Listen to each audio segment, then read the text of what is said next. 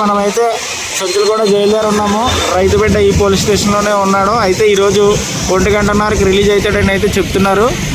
అయితే మీడియాలో అందరూ కూడా వెయిట్ చేస్తున్నారు. మీరు చూడొచ్చు అందరినీ కూడా ఇక్కడే రైతు బిడ్డను చూపిద్దామని వెయిట్ చేస్తున్నారు.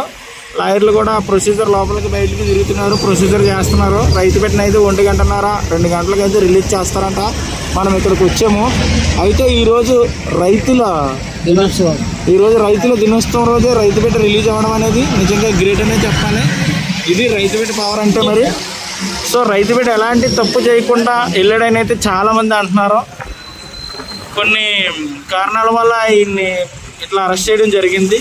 అయితే రైతు బిడ్డ జైల్లో పెట్టడం అనేది నిజంగా బాధాకరమైన విషయమే. బిగ్ బాస్ సక్సెస్ని చూడకుండానే ఆయన జైల్లోకి వెళ్ళడం అనేది నిజంగా బాధాకరమైన విషయం. అయితే రైతు బిడ్డనే రైతుల దినోత్సవం రోజే రిలీజ్ చేయడం అనేది కూడా నిజంగా చాలా హ్యాపీగా అనిపిస్తుంది. సో మీకు చూడొచ్చు, మీరు ఇక్కడ జైలు దగ్గర మనం వెయిట్ చేస్తున్నాము. ఇక ప్రశాంత్ ఎక్స్క్లూజివ్ విజువల్స్ ఇట్లాగా మనకి బయటకు వచ్చిన తర్వాత కావాలంటే కానీ మన ఛానల్ ముందుగా సబ్స్క్రైబ్ చేయండి. ఆల్రెడీ తెలుసు అన్ని ఎక్స్క్లూజివ్ విజువల్స్ పడుతూ ఉంటాయి. సో మీకు చూపిస్తాను ప్రశాంత్ వచ్చిన తర్వాత. సో ఇది ఈ అప్డేటు.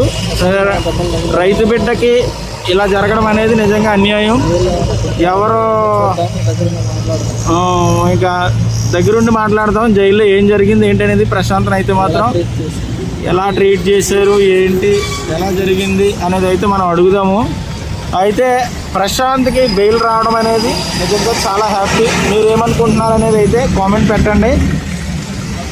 సో మరిన్ని వీడియోస్ కోసం అయితే మనం ఛానల్ చూస్తూనే ఉండండి.